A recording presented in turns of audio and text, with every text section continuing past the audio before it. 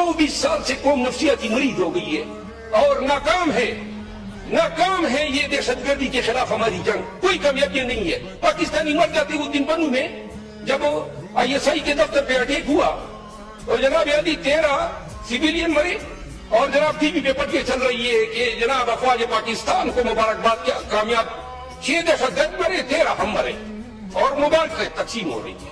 खुदा का खौफ करो, क्या कर रहे हैं आप लोग? ये वाकयात तो फिर भी होंगे। आज वज़ीर आज़म साहब गए बलूचिस्तान और आर्मी चीफ साहब भी गए साथ में, तो ये वाकयात होने के बाद हमें याद आ जाता है कि हमने कोई रोल अदा करना है। आइंदा के लिए कोई रोड मैप है हमारे पास भाई चीजों को दहशतगर्दी के खिलाफ लड़ाई के लिए? कोई बता सकता है क्या स्ट्रेटेजी हमारी? 2 माह 3 माह हमारी स्ट्रेटेजी होती है, फिर तब्दील हो जाती है। एक एस्टेब्लिशमेंट आती है, तालिबान को मारना है, दूसरी कहती है लाना है, तीसरी कहती है छुड़ाना है। ये क्या ड्रामा है? 10 साल की कोई पॉलिसी है हमारे पास?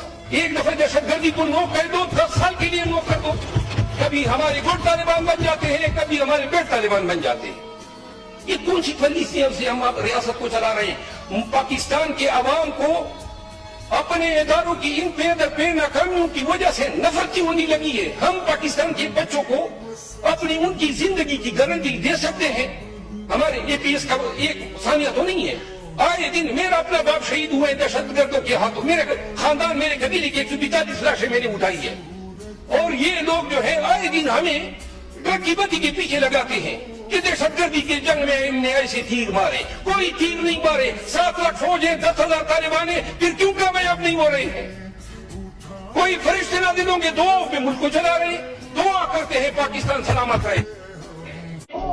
बत्ती के पीछे लगाते हैं कि दहशतगर्दी के जंग में इनने ऐसे तीर मारे। कोई तीर नहीं मारे। 7 लाख फौज है, 10,000 तालिबान है, फिर क्यों कामयाब नहीं हो रहे हैं?